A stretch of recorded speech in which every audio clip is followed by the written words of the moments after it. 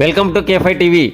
శాంతకుమారి ఆధ్వర్యంలో శ్రీ రాహుల్ గాంధీ జూడో మహాపాదయాత్ర విజయవంతం కావాలని అరకువేలి శ్రీ శ్రీ శ్రీ వెంకటేశ్వర స్వామి ఆలయంలో ప్రత్యేక పూజలు నిర్వహించిన శాంతకుమారి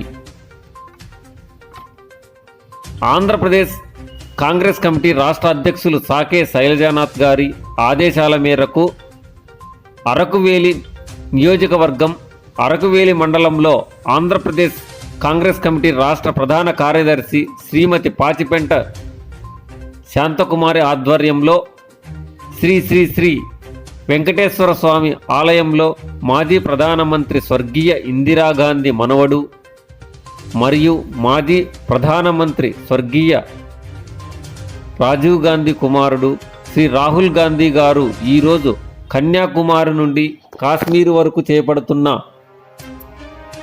భారత్ జూడో యాత్ర మహాపాదయాత్రకు ఎటువంటి ఆటంకం కలగకుండా దుష్టశక్తుల నుండి దృష్టి తొలగిపోవాలని మహాపాదయాత్ర విజయవంతం కావాలని శ్రీమతి పాచిపెంట శాంతకుమారి ఆధ్వర్యంలో ప్రత్యేక పూజలు నిర్వహించడం జరిగింది.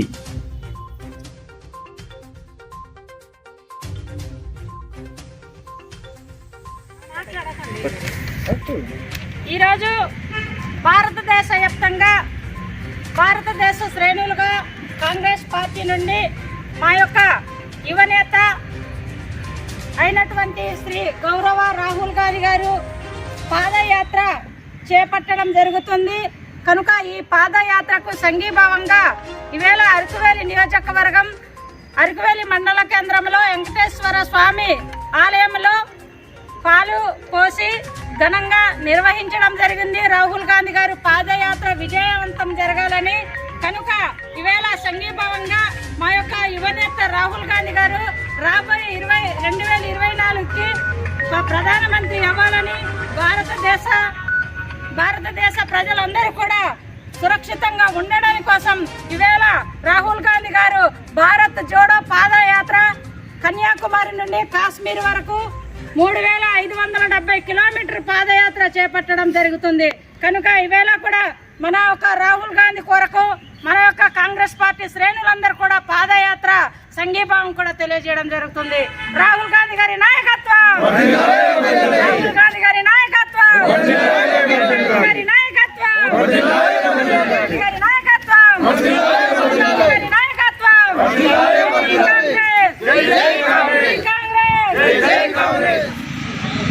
మా అరకువేలి నియోజకవర్గ కాంగ్రెస్ పార్టీ నాయకులు, కార్యకర్తలు, మహిళలు భారీ ఎత్తున తరలి వచ్చి రాహుల్ గాంధీ గారి యొక్క పాదయాత్ర విజయవంతం చేయడానికి కృషి చేసిన ప్రతి ఒక్కరికి కూడా పేరు పేరున హృదయపూర్వక నమస్కారాలు తెలియజేస్తున్నాను.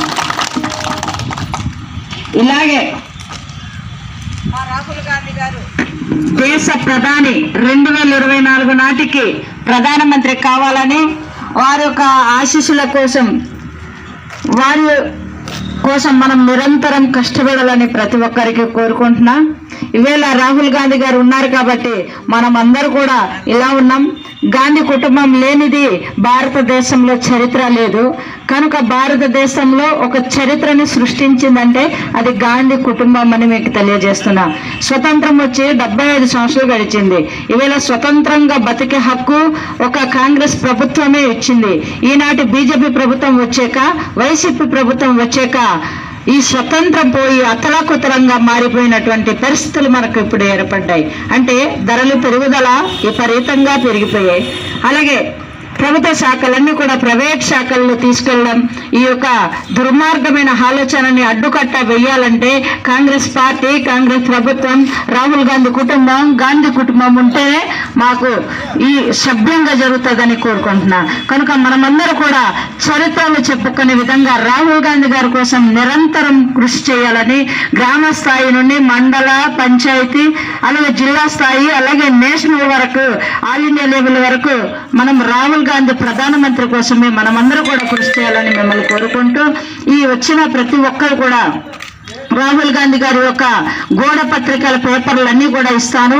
అరకువేలి నియోజకవర్గంలో 6 మండలాల్లో కూడా ప్రతి ఇంటింటికి తీసుకెళ్లి ప్రతి ఒక్క గోడల్లో అంటిస్తారని, రాహుల్ గాంధీ గారి ఆశయాలు మీరు నెరవేర్చాలని, అస్తం గుర్తుకు ఓటేసి భారతదేశ ప్రధానిగా మనం ఎన్నుకోవాలని మీరు ప్రతి ఒక్కరికి వెళ్ళి చెప్పగలుగుతారని మిమ్మల్ని కోరుకుంటున్నా.